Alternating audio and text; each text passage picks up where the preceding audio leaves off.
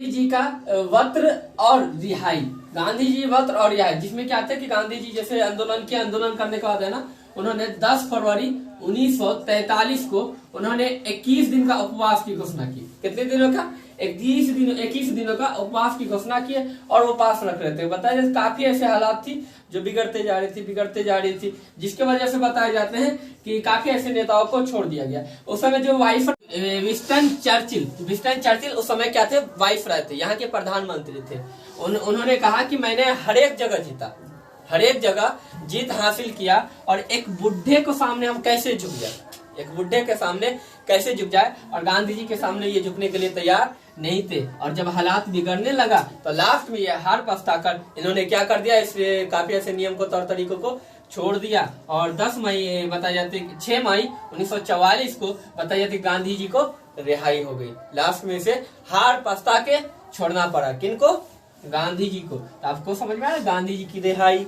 ठीक है, ये बात समझ में आ गई, कोई दिक्कत नहीं। श्री राजगोपालाचार्य, जिसमें क्या है योजना 1944। अब क्या था पता है कि 1943 में बताए जाते हैं कि सरकार के थ्रू, ब्रिटिश सरकार के थ्रू, यानी कि वहां से वाइसराय बन के आया लॉर्ड, यानी कि वेवेल। ठीक है, लॉर्ड वेवेल वहां से क्या बन के आए? वाइसराय बन के आए। जब वाइसराय बन के आए तो बताया जाता है कि यहाँ की स्थिति अपना देख रहे थे, और हम लोग देख रहे थे यहाँ क्या कि हिंदू, यानी कि क्या होता है, अली जिन्ना, ये मुस्लिम की मांग, यानी कि मुस्लिम लीग के जो नेता थे, ये मुस्लिम की यानी कि मांग कर रहे थे, ये क्या थे, और गांधी संपूर्ण मांग कर रहे थे। अन्य और भी नेता यानी कि अपना स्वराज्य की मांग कर रहे थे। पर बताए जाते हैं कि जब ये आए ना, उससे पहले यानी कि टोटल नेता को छोड़ दिया गया था, जेल से उसे छोड़ दिया गया था, रिहाई मिल चुकी थी। बताए जाते हैं कि राजगोपालाचार्य का यानी कहना था कि क्यों नहीं, यानी कि मुस्लिम लीग के संस्थापक या मुस्लिम लीग के नेता और कांग्रेस के नेता, ये दोनों मिल के स्वराज्य की मांग करें। ये दोनों मिल के किसकी मांग करें? स्वराज्य की मांग करें, और ये दोनों मिल के समझौता कर ले। क्या कर ले? समझौता कर ले। और ये 1940 में बात की गई थी। ठीक है, जिसके वजह से इन यानी कि उसी यानी कि योजना को, कौन सी योजना नाम दिया गया? श्री राजगोपालाचार्य योजना। ठीक है, और ये बात समझ में आ गई। और क्यों दिया गया? क्योंकि इन्होंने कहा था कि समझौता करे और दोनों मिल के पूर्ण स्वराज्य की मांग करे। बात समझ में आ गई, कोई दिक्कत? लिखा कि वेवेल योजना और शिमला समझौता। जैसे क्या थे कि वेवेल यानी क्या थे कि जो वाइसराय थे, सरकार थी उस समय, जब वो आए ना तो यहाँ यानी कि नेता तो ऑलरेडी यानी कि रिहाई हो चुका था, काफी ऐसे नेता। अब इन लोगों को तसल्ली के लेकर उन्होंने यानी कि युद्ध, यानी कि हर एक चीजों की या मौसम को, हालात को बताई जाती कि जो बिगड़ चुकी थी, इन्हें साइलेंट करने के लिए उन्होंने काफी ऐसे बात कहे। तो इन्होंने क्या कहा कि अब जितने भी यानी कि जो 1935 की जो अधिनियम जो थी, वो अधिनियम को शुरू किया जाएगा फिर से। ठीक है, इसके बाद उन्होंने कहा कि विदेश विभाग जो है वो भारतीय के हस्तक्षेप में ही रहेंगे। ठीक है, इसके अलावा बोले कि युद्ध के बाद संविधान भारतीय खुद बनाएंगे। यानी काफी ऐसे इन्होंने बात कहा। और बात करने के बाद बताए जाते हैं, इन्होंने कहा कि शिमला में समझौता बुलाई जाए और समझौता के तो सभी बातों को यानी कि बहस किया जाए। ठीक है, जिसमें बताया जाता है कि शिमला में समझौता बुलाई गई और यानी कि 25 जून 1945 से कार्रवाई शुरू की गई। जब कार्रवाई शुरू की गई तो बताए जाते हैं कि सब यानी कि अलग, सिख दलित वाले अलग थे, यानी कि मुस्लिम मतलब अली जिन्ना थे, पता कि काफी कांग्रेस पार्टी के नेता थे, सभी थे। सभी को लेकर बताया जाते हैं कि वहाँ पे प्रोग्राम चल रही थी, व्यवस्था चल रही थी। पर बताया जाते हैं कि ये भी असफल रहा वहाँ, क्योंकि वहाँ पे भी सांप्रदायिक मामला उठने के बाद ये भी असफल रहा। और बताए जाते हैं कि फिर अपने फिर पूर्ण स्वराज्य की मांग करना स्टार्ट कर दिए कि मुझे स्वराज्य चाहिए। और यानी कि इन्होंने अपनी प्रस्तावना में भी ये बोला था कि हम दोनों यानी कि हिंदू मुस्लिम दोनों को बराबर दर्जा देंगे, दोनों को अलग अलग बराबर रखेंगे।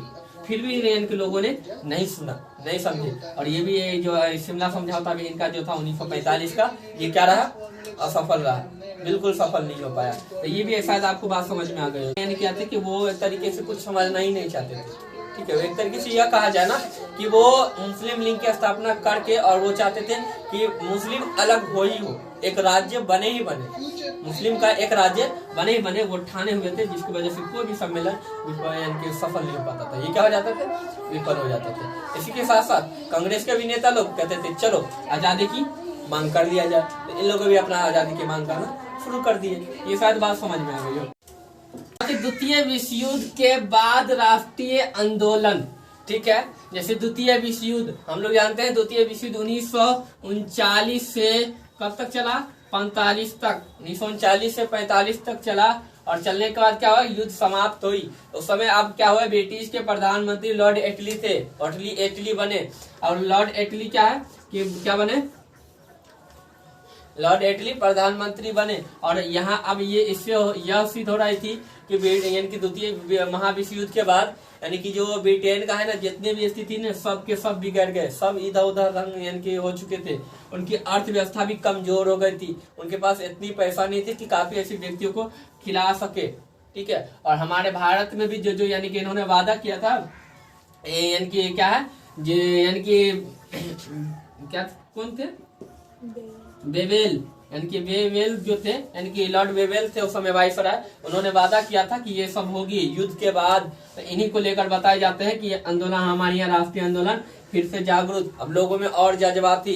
यानी कि आजाद हिंद फौज की स्थापना हो चुकी थी, उनमें एक वीर सेना यानी कि शहीद हो गए थे। उसके बाद और भी यानी कि क्षमता बढ़ गई, लोगों ने खूब जज्बे के साथ लड़ना स्टार्ट कर दिए कि अब मरेंगे या तो जो भी होगा देखा जाएगा। पूरी हिम्मत लगा देता कि मर जाएंगे पर अब आजादी लेके रहेंगे, ये पूरे ठान लिए लोगों ने। जब ठान लिए, राष्ट्रीय आंदोलन स्टार्ट हुई, तो लास्ट में हार पछताकर इटली भी क्या हो गया, इसे छोड़ दिए। द्वितीय महाविश्व युद्ध आपके इसके बाद राष्ट्रीय आंदोलन, ये समझ में आ गए कि हमारे राष्ट्र में काफी ऐसे आंदोलन जारी हो गए थे, कोई दिक्कत नहीं। दल तथा राष्ट्रीय आंदोलन, जैसे क्या कि साम्यवादी दल, तो अब हमारे यहाँ क्या हो गए थे कि हम लोग देख चुके थे कि यहाँ की स्थिति काफी बिगड़ चुकी थी। भारत में भी बताई जाती कि रोजगारों के लिए यानी कि क्या कोई अवसर नहीं था कि लोग रोजगार करे तो कैसे करे, किस प्रकार से करे, किस प्रकार से वो काम करे, लोग भूखे मर रहे थे। अब उन्हीं सब के चीजों को लेकर यानी कि साम्यवादी चिंतनों ने एक दल की स्थापना करवाई, जिसमें बताया जाता कि भारतीय यानी कि साम्यवादी दल ये कानपुर में स्थापित किया गया। ये कब किया गया था?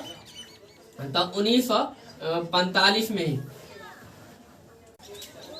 और ये क्या है कि 1925 में ही यानी कि स्थापित हो चुके थे कानपुर में पहले। अब इसी दल को लेकर बताए जाते कि सभी मिलकर बढ़ाना शुरू किए, जैसे पंडित जवाहरलाल नेहरू, अन्य और भी काफी ऐसे जो प्रसिद्ध नेताएं थे, ये सभी मिलकर क्या हुआ कि इसको बढ़ाना शुरू कर दिए, जैसे साम्यवादी दलों के। और वो बताया जाता कि राष्ट्रीय आंदोलन को जैसे नियंत्रित करे तो कैसे करे, और सभी ने विचारधारा को व्यक्त करना भी शुरू कर दिए कि अब किस प्रकार साम्यवादी दल को बढ़ावा मिले और जिसके वजह से सभी व्यक्तियों को रोजगार मिले, काम मिले और बेहतर तरीके से। और यानी कि जितने भी है ना नौजवान मिलकर सभी के, जैसे जो ज्यादा दलित यानी कि जो ज्यादा गरीब परिवार के थे तो उनका हेल्प करते थे, मदद करते थे।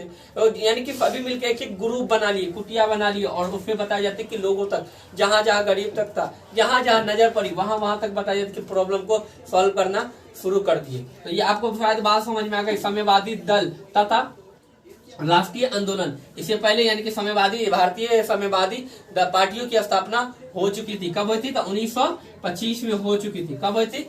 1925 में हो चुकी थी। और उन्हीं आंदोलनों से उन्हीं से बताई जाती कि उसी दल की फिर से यानी कि नींव डाली गई, उसी पे कार्य किया गया। नींव तो डाला हुआ था, उस पर क्या किया गया? कार्य किया गया। उन्हीं तरीके से बताया जाता कि व्यक्तियों की प्रॉब्लम सॉल्व की गई। अब इसके बाद हमारी संविधान बनने की बात आई।